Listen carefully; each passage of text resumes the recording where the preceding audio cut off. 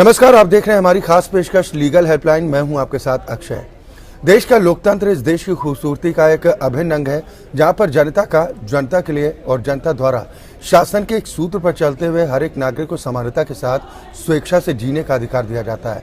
लोकतंत्र की आत्मा संविधान को कहा जाना अतिशयोक्ति नहीं होगा और इसी संविधान का प्रियम्बल यानी संविधान की प्रस्तावना भी समाज के हर व्यक्ति के लिए समता और न्याय की बात करता है।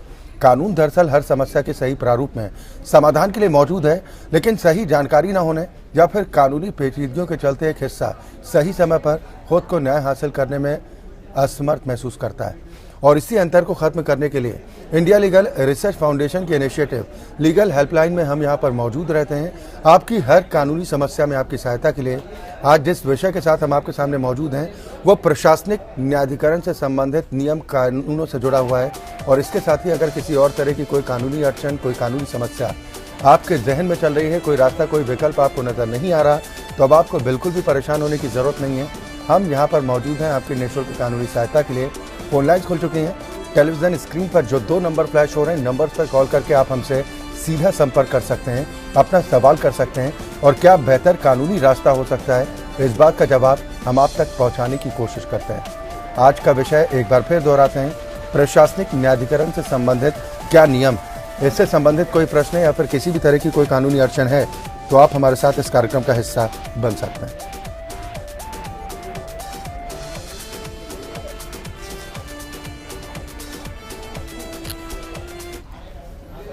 और इस विषय पर ज्यादा चर्चा और बातचीत के साथ आज 2 खास मेहमान इस वक्त हमारे साथ मौजूद हैं। सबसे पहले अपने दर्शकों की मुलाकात अपने इन मेहमानों से। मेरे साथ नोएडा स्टूडियो से कपिल कौशिक जी हैं, आप अधिवक्ता हैं दिल्ली हाई कोर्ट के। साथ ही लखनऊ से AM त्रिपाठी साहब हैं, आप अधिवक्ता हैं इलाहाबाद हाई कोर्ट की लखनऊ बेंच के। बहुत स्वागत है आप दोनों का एक बार फिर हमारे साथ इस कार्यक्रम में शामिल होने के लिए। शुरुआत कपिल कौशिक जी मैं आपसे करूंगा, क्या नियम है प्रशासनिक न्यायाधिकरण से संबंधित? देखिए, प्रशासनिक न्यायाधिकरण एक ऐसा न्यायाधिकरण है जो सरकारी कर्मचारियों को सुगम और जल्दी न्याय प्राप्त करने के लिए बनाया गया था।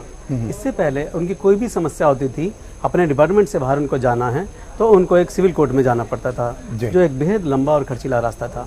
लेकिन 1976 में 42वें संविधान में संशोधन किया गया और उसमें एक नया आर्टिकल 323A जोड़ा गया, जिसमें पार्लियामेंट को यह अधिकार दिया गया कि वो प्रशासनिक न्यायाधिकरण की स्थापना करे, जो उनकी सेवा संबंधी सभी समस्याओं का निपटारा कर सके। तो इसी को रखते हुए, ध्यान में रखते हुए 1985 में एक प्रशासनिक न्यायाधिकरण अधिनियम पारित किया गया और उसके जिसको सेंट्रल एडमिनिस्ट्रेटिव ट्रिब्यूनल या कैट की स्थापना हुई। और इसका मुख्य कार्य है सारे सरकारी कर्मचारी, चाहे वो केंद्र के हों चाहे राज्य के हों, उनको त्वरित और सुगम न्याय प्राप्त कराना है। जो भी इनकी सेवा संबंधी शर्तें हैं, चाहे वो वेतन संबंधी हों, अलाउंसेस की, रिटायरमेंट बेनिफिट की, प्रोबेशन की, रिवर्जन की या लीव एनी काइंड या कोई डिसिप्लिनरी प्रोसीडिंग्स की भी, वो सभी समस्याओं का निपटारा का इसमें प्रोविजन किया गया है। AM त्रिपाठी जी, आखिर इस अधिनियम की जरूरत क्या पड़ी? क्या जो पहले से कानून मौजूद थे उनसे बात बन नहीं पा रही थी जिसकी वजह से अधिनियम अस्तित्व में आया? नहीं, हाँ जी, इस अधिनियम की जरूरत इसलिए पड़ी कि पहले जैसे सिविल कोर्ट जाना पड़ता था, कोई डिस्प्यूट हो हाई कोर्ट आना पड़ता था। तो ये न्यायाधिकरण इसलिए बनाए गए कि जिसको भी हो त्वरित और तुरंत न्याय मिल जाए। जैसे सेंट्रल गवर्नमेंट के लिए सेंट्रल एडमिनिस्ट्रेटिव ट्रिब्यूनल बना, स्टेट के लिए स्टेट ट्रिब्यूनल बना, तो वहाँ के जो एम्प्लॉयज हैं उनका जो कोई भी डिस्प्यूट होता है डिपार्टमेंट से, तो जा करके इसको त्वरित न्याय और जल्दी से उनको न्याय प्राप्त हो जाए। थोड़ा लीगल प्रोसीडिंग्स में, सिविल कोर्ट में जाने में, इधर जाने में थोड़ा समय का ज्यादा लगता था, इसलिए इनका प्रादुर्भाव हुआ, इनकी स्थापना हुई कि हमको त्वरित और सस्ता और जल्दी न्याय मिल जाए। जी चले, बिल्कुल हम अपने दर्शकों से भी अपील करते हैं कि अगर किसी भी तरह की कोई कानूनी अड़चन, कोई कानूनी समस्या आपके जहन में चल रही है, कोई रास्ता, कोई विकल्प आपको नजर नहीं आ रहा, तो अब आपको बिल्कुल भी घबराने या फिर परेशान होने की जरूरत नहीं है। हम यहाँ पर मौजूद हैं आपकी निःशुल्क कानूनी सहायता के लिए। फोन लाइन्स लगातार आपकी टेलीविजन स्क्रीन पर हैं और ये जो 2 नंबर फ्लैश हो रहे हैं, इन नंबर्स पर कॉल करके आप हमसे सीधा कांटेक्ट कर सकते हैं, अपना सवाल कर सकते हैं और क्या बेहतर कानूनी विकल्प हो सकता है, इस बात का जवाब हम आप तक पहुंचाने की कोशिश करते हैं। कपिल कौशिक जी, यानी ये मान लिया जाए कि ये जो अधिनियम है इसने व्यथित सरकारी कर्मचारियों को न्याय देने के क्षेत्र में एक नए अध्याय की शुरुआत की। जी हाँ, एकदम नए तरीके से नए अध्याय की शुरुआत की, जो सरकारी कर्मचारियों के लिए पॉसिबल नहीं था और साथ ही सरकार के लिए भी बेकार की लिटिगेशन में फंसे रहना जगह जगह अलग अलग सिविल कोर्ट में पॉसिबल नहीं था। तो दोनों ही के लिए, पीड़ित कर्मचारी के लिए भी और सरकारी डिपार्टमेंट के लिए, दोनों के लिए क्रांतिकारी कदम की इसको कहा जा सकता है प्राधिकरण की स्थापना के लिए। चलिए, बिल्कुल दर्शकों के जुड़ने का सिलसिला भी शुरू हो चुका है। एक कॉलर हमारे साथ आभा जी जुड़ गई हैं, आप तिलक नगर से हैं। बहुत स्वागत है आभा जी, अपना सवाल कीजिए। सर मैं तो ये पूछना चाह रही हूँ कि मैं अपने पेरेंट्स के घर में बैठी हूँ सर, कोई ऐसा कानून है कि मैं जहाँ मेरी शादी हुई है मैं उसी घर में मतलब चली जाऊँ? मैंने केस डाला हुआ है, क्या ऐसा कोई ऑर्डर जज साहब कर सकते हैं कि मैं उसी घर में रहूँ जहाँ मेरी शादी हुई है? मेरे को देखो पेरेंट्स रख नहीं सकते, मेरे पेरेंट्स इतने मतलब रिच नहीं है, मिडिल क्लास फैमिली के, उनके पास 2 शादी पे लगा दिया। कितने वक्त से आप अपने मायके में हैं आभा जी?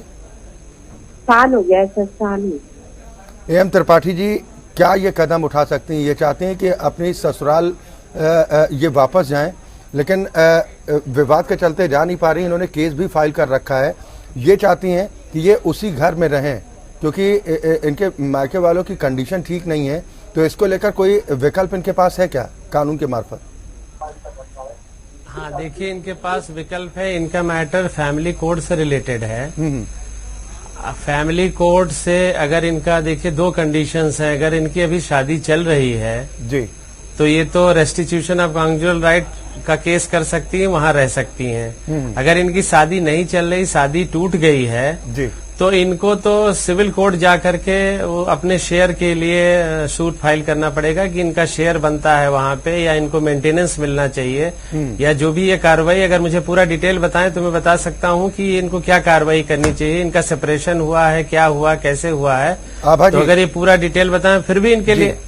आभा जी, अगर आवाज पहुंच पा रही है कुछ इस केस से संबंधित डिटेल्स अगर आप दे पाए। चले, शायद संपर्क टूट गया है एम त्रिपाठी जी। आप कुछ फौरी राहत के लिए कुछ विकल्प बताएं।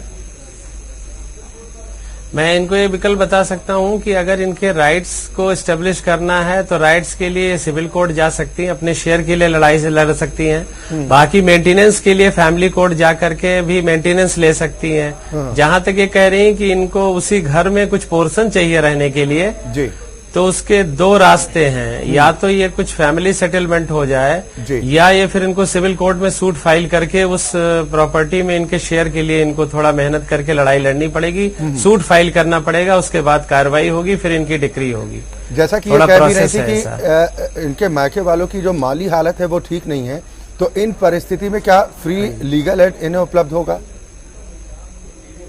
जरूर, हर जिले में भी लीगल अथॉरिटी की स्थापना की है गवर्नमेंट ने। तो अगर इनके पास कोई वकील ना हो, कुछ ना हो, तो लीगल अथॉरिटी से ये संपर्क कर सकती है। इनको वहाँ निःशुल्क वकील मिल जाएगा और इनको कार्रवाई करने के लिए भी वहाँ सजेस्ट करा जाएगा कि आप कैसे क्या क्या कार्रवाई करें जी। तो वो डिस्ट्रिक्ट में, हर डिस्ट्रिक्ट में है, स्टेट लेवल पे स्टेट लीगल अथॉरिटी है, तो ये संपर्क कर सकती है और इनका कॉज है वो सही तरीके से निपटाया जा सकता है। चलिए, बिल्कुल उम्मीद करते हैं आभा जी, जो आपकी परेशानी थी और जो तरीका भी एम त्रिपाठी साहब की तरफ से बताया गया, वो रास्ता आप अख्तियार करते हैं तो निश्चित तौर पर आपको अपनी इस परेशानी से छुटकारा जरूर मिलेगा और साथ ही निःशुल्क कानूनी सहायता भी आपको उपलब्ध होगी। इसके लिए भी आप अप्लाई जरूर कर सकती हैं। बहुत शुक्रिया हमारे साथ जुड़ने के लिए। गजेंद्र जी अगले दर्शक हमारे साथ जुड़े हैं, बहुत स्वागत है, अपना सवाल कीजिए। गजेंद्र जी, आवाज मिल पा रही है? आपकी आवाज नहीं आ रही, आपकी आवाज नहीं आ रही सर। गजेंद्र जी, आपकी आवाज हम तक पहुंच रही है, आप अपना सवाल कीजिए। दोबारा से करता हूँ मैं तो। चले, ठीक से संपर्क नहीं हो पा रहा है। एक और दर्शक दीप सिंह हमारे साथ जुड़े हैं, बरेली से हैं। बहुत स्वागत है दीप सिंह जी, सवाल कीजिए। मैं ये जानना चाह रहा हूँ कि प्रशासनिक न्यायालय जिला स्तर पे क्या खुले होते हैं? सवाल एक बार फिर दोहराएं। सरकारी कर्मचारियों की जो समस्याएं हैं उससे संबंधित न्यायालय जिला स्तर पे खुले हैं? ठीक, कपिल कौशिक जी, क्या जिले स्तर पर भी इस तरह के न्यायाधिकरण होते हैं? जी नहीं, जिला स्तर पर इस तरह के न्यायालय नहीं खुले हैं। प्रशासनिक न्यायाधिकरण यानी कि कैट की जो ब्रांचेज हैं वो केवल जहाँ जहाँ हाई कोर्ट है वहाँ ही हैं और एट प्रेजेंट 17 ब्रांचेज हैं इसकी, 17 बेंच काम कर रही हैं भारत में। और वो सारी स्टेट्स को कवर किए हुए हैं। तो जिला स्तर पर इसकी कोई ब्रांच अभी तक तो नहीं है। चलिए, यानी कि आपने जो जानकारी दी कि जो तकरीबन 17 मुख्य पीठें हैं, डिविजनल बेंच की बात की जाए तो ये कितनी है लगभग देश भर में? डिवीजन बेंच लगभग 33 हैं इस टाइम तक जो काम कर बिल्कुल रही हैं। उम्मीद करते हैं कि दीप सिंह जी का जो प्रश्न था उसका वाजिब उत्तर जरूर पहुंचा होगा। जिले स्तर पर नहीं है लेकिन स्टेट लेवल पर जरूर इस तरह के न्यायाधिकरण होते हैं, सेंट्रल के लेवल पर जरूर इस तरह के न्यायाधिकरण होते हैं। अगर कोई सेवा शर्तों के संबंध में कुछ विवाद और शिकायतों का निपटारा आप चाहते हैं तो वहां पर संपर्क कर सकते हैं। हम अपने दर्शकों से भी बार बार अपील करते हैं क्योंकि एक बड़ा तबका इंसाफ की दहलीज से सिर्फ इसलिए दूर रह जाता है क्योंकि जानकारियों का अभाव होता है, और इसी अभाव को दूर करने के मकसद से हम रोजाना आपके बीच एक नए विषय के साथ मौजूद रहते हैं। एम त्रिपाठी जी, किस किस तरह के मामले इस न्यायाधिकरण के अधिकार क्षेत्र में आते हैं? देखिए, मेनली सर्विस डिस्प्यूट्स आते हैं। हाँ। जो भी हमारे प्रशासनिक न्यायाधिकरण है इसमें मेनली जो कंसर्न है with regard to service disputes, यानी एम्प्लॉय एम्प्लॉयर का जो डिस्प्यूट होता है उसके रिड्रेसल के लिए बने हुए हैं। वो स्टेट गवर्नमेंट के हों या सेंट्रल गवर्नमेंट के एम्प्लॉय हैं, वो डिपार्टमेंट्स नोटिफाइड हैं कि वो डिपार्टमेंट्स के लोग सेंट्रल एडमिनिस्ट्रेटिव ट्राइब्यूनल में जा सकते हैं जो रिलेटेड है सेंट्रल गवर्नमेंट से, और स्टेट वाले स्टेट ट्राइब्यूनल में आ सकते हैं। तो मेनली ये सर्विस डिस्प्यूट्स होता है, उन्हीं का रिड्रेसल होता है। चलिए, एक और दर्शक गजरौला से राजेंद्र जी हमारे साथ जुड़े हैं। बहुत स्वागत है आपका, प्रश्न कीजिए। हेलो जी राजेंद्र जी, अपना सवाल कीजिए आप। मैं ये जानना चाह रहा हूँ कि ये जिला स्तर पे क्यों नहीं खुलते हैं? चलिए, इस बात का जवाब तो पिछले कॉलर को मिला था कि जिले स्तर पर नहीं है, ये स्टेट लेवल पर होते हैं, सेंट्रल लेवल पर होते हैं।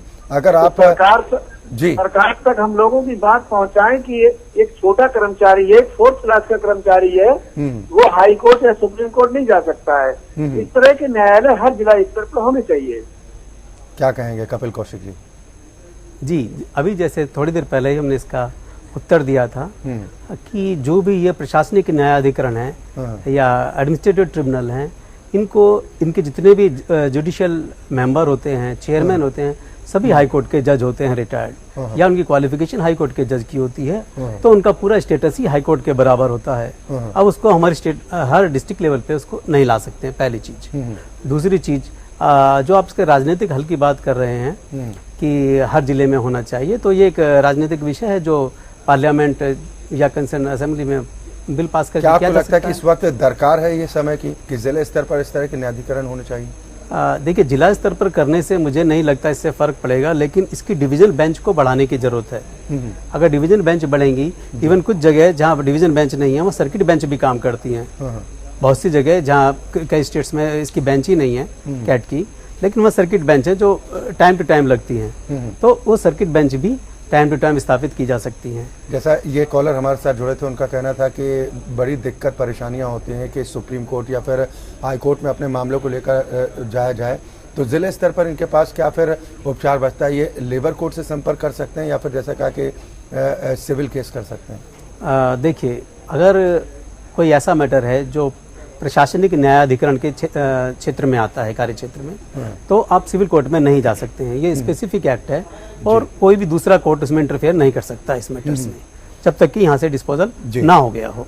तो आप सिविल कोर्ट में नहीं जा सकते। उम्मीद करते हैं कि राजेंद्र जी का जो प्रश्न था उसका वाजिब उत्तर उन तक जरूर पहुंचा होगा। मैं एम त्रिपाठी जी, एक चीज आपसे और समझना चाहूंगा, क्या रक्षा बलों से जुड़े सदस्य हों, अधिकारी हों, सुप्रीम कोर्ट और संसदीय सचिवालय का स्टाफ हो, इस न्यायाधिकरण के दायरे में वो आ सकते हैं या आते हैं? हाँ, देखिए, जहाँ तक रक्षा से संबंधित लोगों का है उसमें जो पैरामिलिट्री फोर्सेस हैं जी, पैरामिलिट्री फोर्सेस के लिए हाई कोर्ट बना हुआ है, हाई कोर्ट आते हैं। बाकी जो एक्चुअल मिलिट्री फोर्सेस हैं उनके लिए बना हुआ है मिलिट्री ट्राइब्यूनल, बना हुआ है आर्म्ड फोर्सेस ट्राइब्यूनल। तो जो हमारे सेना के लोग हैं वो आर्म्ड फोर्सेस ट्राइब्यूनल में अपने ग्रीवांसेस को रिड्रेस करा सकते हैं, और जो पैरामिलिट्री फोर्स है हमारी, जैसे आईटीबीपी, सीआरपीएफ, बीएसएफ, जी जी, इनके लोग हाई कोर्ट में आ सकते हैं और केस फाइल कर सकते हैं। चलिए, प्रशासनिक न्यायाधिकरण से संबंधित जो आप कह रहे हैं कि भर्ती और सेवा शर्तों से संबंधित विवाद और शिकायतों के निपटारे के मकसद से इस अधिनियम को अस्तित्व में लाया गया, तो इसमें अगर कोई आवेदन करना चाहता है तो उसकी प्रक्रिया क्या होती है, कैसे वो अपने मामले को आगे बढ़ा सकता है? देखिए, क्योंकि हाल में हमने देखा है कि चाहे वो राज्य सरकारों से संबंधित विभागों के कर्मचारी हों कि अक्सर सड़कों पर रहते हैं, चाहे वो केंद्र से संबंधित हों, वो भी सड़कों पर विरोध प्रदर्शन करने को मजबूर होते हैं, तो वो किस तरह से आवेदन कर सकते हैं? देखिए, राज्य सरकार के कर्मचारियों के लिए जो स्टेट ट्राइब्यूनल्स बने हुए हैं वहां वो पिटीशन फाइल करते हैं और सेंट्रल एडमिनिस्ट्रेटिव ट्राइब्यूनल के ओरिजिनल एप्लीकेशंस फाइल होते हैं with regard to central government employee जी। इसीलिए आर्म्ड फोर्सेस के लिए आर्म्ड फोर्सेस ट्राइब्यूनल बना है। वो सारे डिपार्टमेंट्स नोटिफाइड हैं कि किसका कहाँ जुरिडिक्शन है। जी जी। चलिए, पैरामिलिट्री फोर्सेस के लिए वो सीधे हाई कोर्ट में ही आ सकते हैं। तो वो अपनी पिटीशन, हमारे कहने का मतलब है कि जो उनके ग्रीवांसेस हैं वो खुद भी उसको तैयार करके उसके फैक्ट लिख के, गवर्नमेंट ग्राउंड्स लिख के और रिलीफ लिख के खुद भी अपीयर हो सकते हैं और वो थ्रू काउंसिल भी अपीयर हो सकते हैं। ये दोनों प्रोसेस हैं। चलिए, राजेंद्र जी हमारे साथ एक बार फिर जुड़ गए गजरौला से। राजेंद्र जी, अपनी बात पूरी कीजिए। राजेंद्र जी, आवाज पहुंच पा रही है आप तक? चले, शायद संपर्क टूट गया है। कपिल कौशिक जी, मैं आपके पास आऊंगा। जैसा हम बात कर रहे हैं और आपने इस बात की जानकारी भी दी कि एक सस्ता और सुलभ तरीका है जल्द से जल्द इंसाफ पाने का। क्या प्रक्रिया होती है, कितना वक्त लगता है, कैसे एक कर्मचारी को इंसाफ मिलता है अगर उसके साथ कोई जो नौकरी से संबंधित सेवा शर्तों से जुड़ा कोई विवाद है तो? जी, यदि कोई भी सेवा संबंधी विवाद है तो section 19 central administrative tribunal act 1985 में एक एप्लीकेशन का फॉर्मेट दिया हुआ है। उस एप्लीकेशन में उसको अपनी बातें लिखनी है। एप्लीकेशन का फॉर्मेट इसलिए दिया हुआ है क्योंकि एक लेमैन को नहीं पता होता क्या लिखना है, तो उसमें हेडिंग है, लैंग्वेज उसकी अपनी होगी जी। यस, इसमें क्या आएगा क्या नहीं आएगा, जस्ट वो हेडिंग है। वो करके वो, जैसा थोड़ी देर पहले बताया, या तो खुद अपीयर हो सकता है या अपने वकील के थ्रू या कोई अथोराइज एजेंट के थ्रू भी इसको डाला जा सकता है जी। और क्योंकि इसमें सिविल प्रोसीजर कोड की जो लंबी प्रक्रिया है उसका पालन नहीं होता है तो इसमें टाइम कम लगेगा। कोई रेस्ट्रिक्शंस नहीं है लॉ ऑफ एविडेंस को, केवल नेचुरल जस्टिस का फॉलो करना है सेंट्रल एडमिनिस्ट्रेटिव ट्रिब्यूनल को। तो इसीलिए इसमें टाइम भी कम लगेगा और खर्चा भी कम आएगा और रेस्पोंडेंट के नंबर के हिसाब से एक्स्ट्रा कॉपी आपको करके देनी है और सारा काम उसके बाद उसका है। जबकि सिविल कोर्ट में जैसे आपको नोटिस भी इश्यू करना है तो आपको बार बार फीस भरनी पड़ेगी, आपको एक्शन लेना पड़ेगा। लेकिन इसमें एक ही बार में फीस देनी पड़ेगी, 50 रुपए की ड्राफ्ट जो भी है, और उसके बाद आपको कुछ नहीं करना है, सारा काम ट्रिब्यूनल वाले अपने आप करेंगे। तो इसीलिए इसमें जल्दी और सस्ता न्याय। तो चलिए, एक और दर्शक दिल्ली से धर्मपाल जी हमारे साथ जुड़ गए। बहुत स्वागत है धर्मपाल जी आपका, अपना सवाल कीजिए। नमस्कार जी। नमस्कार। हाँ, ये मेरी मिसेज का सुनीता देवी का अपॉइंटमेंट हुआ था DSSP में जी। तो उनको जो है टैक्स से ऑर्डर हुआ था, टैक्स का मुकदमा लड़ा था, तो उसमें हमारी जीत हो गई थी। तो 9/8/9/2016 को ऑर्डर हुआ था, अभी तक उन्होंने अपॉइंटमेंट नहीं दी है जी जी। जबकि सारी फॉर्मेलिटी हो गई, मेडिकल भी हो गया और वेरिफिकेशन हो गया, पुलिस वेरिफिकेशन हो गया, डॉक्यूमेंट्स वेरिफिकेशन हो गया, लेकिन अभी तक अपॉइंटमेंट नहीं की। AM त्रिपाठी जी, ये क्या कर सकते हैं? जैसा ये कह रहे हैं कि कागजी कार्रवाई तो पूरी हो गई लेकिन अब तक अपॉइंटमेंट नहीं हो पा रहा है, तो इसके लेकर ये क्या कुछ कदम उठा सकते हैं न्यायाधिकरण के सामने? हाँ, देखिए, अगर सेंट्रल एडमिनिस्ट्रेटिव ट्राइब्यूनल का जजमेंट हो गया है और उसमें कुछ पीरियड प्रोवाइडेड है, उस पीरियड में इनका अपॉइंटमेंट नहीं मिलता है जी, तो ये कंटेम्प्ट फाइल कर सकते हैं, कंटेम्प्ट प्रोसीडिंग इनिशिएट कर सकते हैं अगेंस्ट द अथॉरिटी कंसर्न। इनके पास रेमेडी अवेलेबल है। अगर कोई पीरियड प्रोवाइडेड है उसके अंदर नहीं हुआ तो कंटेम्प्ट कर सकते हैं, कार्रवाई कर सकते हैं। इसके लिए बिल्कुल उम्मीद करते हैं धर्मपाल जी, जो आपका प्रश्न था उसका वाजिब उत्तर आप तक जरूर पहुंचा होगा। और जो हम ये चर्चा कर रहे थे कि सस्ता और सुलभ साधन है जहाँ पर कर्मचारियों को इंसाफ मिलता है। कपिल कौशिक जी, क्या अन्य अदालतों की तर्ज पर यहाँ पर भी फ्री लीगल एड की सुविधा उपलब्ध होती है? जी, आपका कहना सही है। तो ये ट्रिब्यूनल है, कोर्ट नहीं है, फुली जुडिशियल बॉडी नहीं है जी। लेकिन फिर भी अगर कोई असमर्थ है या इंडिजेंट पर्सन है जो नहीं कर सकता है तो वो अप्लाई कर सकता है चेयरमैन के पास जी कि मुझे सरकारी वकील दिया जाए। तो चेयरमैन की डिस्क्रिप्शन पर वो दे सकते हैं। चलिए, बिल्कुल हम अपने दर्शकों से भी बार बार अपील कर रहे हैं कि अगर किसी भी तरह की कोई कानूनी अड़चन, कोई कानूनी समस्या आपके जहन में चल रही है, कोई रास्ता, कोई विकल्प आपको नज़र नहीं आ रहा, तो अब आपको बिल्कुल भी परेशान होने की ज़रूरत नहीं है। राजस्थान से इस वक्त एक और दर्शक प्रकाश जी हमारे साथ जुड़े हैं। बहुत स्वागत है आपका प्रकाश जी, सवाल कीजिए। प्रकाश जी, आवाज़ पहुँच रही है आप तक? जी सर नमस्कार सर। नमस्कार सर, मैं राजस्थान होमगार्ड। हेलो जी जी सर, सवाल राजस्थान कीजिए। गृह रक्षक मैं भर्ती हुआ था 2011 में सर जी। तो 2014 तक मैंने रेगुलर ड्यूटी करी। उसके बाद इन लोगों ने मुझे एक डॉक्यूमेंट के लिए निकाल के, वो डॉक्यूमेंट मैंने 2014 में ही जमा करवा दिया। जी जी। तो इन लोगों ने, अब ये लोग हैं तो मैंने डॉक्यूमेंट जमा करवा दिया, तो सर अभी तक मुझे साइन नहीं करवाते, जो ड्यूटी नहीं देते हैं। एम त्रिपाठी जी, क्या इन्हें करना चाहिए? जैसा कि मैं सुन पा रहा हूँ, ये बता रहे हैं कि इनकी शायद होमगार्ड में भर्ती हुई थी। जी जी, साल 2011 में इनकी होमगार्ड में भर्ती हुई थी और 2011 से लेकर 2014 तक रेगुलर ड्यूटी की, लेकिन एक दस्तावेज कम होने की वजह से इनके खिलाफ कार्रवाई शायद हुई थी और उसके बाद इन्होंने दस्तावेज 2014 में जमा भी करवा दिया, लेकिन उसके बाद से इन्हें ड्यूटी पर नहीं तैनात किया जा रहा। तो मेरी इनसे राय है कि अगर ये सारा प्रोसेस हो गया, इन्होंने सारे डॉक्यूमेंट सबमिट कर दिए हैं, तो ये अपने डिपार्टमेंट को अप्रोच करें, रिप्रेजेंटेशन दें। उस पर भी अगर कोई कार्रवाई नहीं होती है तो ये हाई कोर्ट में अप्रोच करें। अभी हाई कोर्ट में डिस्प्यूट चल रहा है कि होमगार्ड की पोस्ट सिविल पोस्ट है कि नहीं, थोड़ा ये डिस्प्यूट चल रहा है।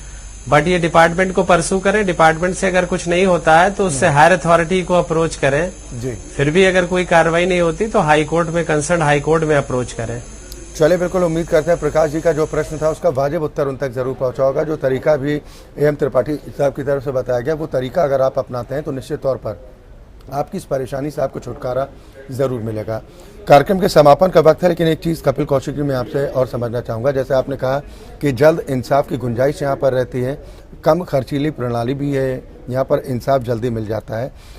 इन केस अगर कोई कर्मचारी संतुष्ट नहीं होता है तो इसके बाद उसके पास कोई विकल्प बचता है न्यायाधिकरण के अलावा? न्यायाधिकरण के निर्णय से यदि वो संतुष्ट नहीं है कर्मचारी, तो वो रिट डालकर हाई कोर्ट में भी जा सकता है और वहां से भी संतुष्ट नहीं है तो आगे सुप्रीम कोर्ट तक भी जा सकता है, लेकिन थ्रू रिट जाएगा। जी जी। चलिए, बिल्कुल बहुत शुक्रिया आप दोनों मेहमानों का हमारे साथ इस कार्यक्रम में शामिल होने के लिए। साथ ही जो कॉलर्स हमारे साथ जुड़े थे उनके प्रश्नों का वाजिब उत्तर उन तक पहुंचाने के लिए बहुत शुक्रिया आप दोनों का।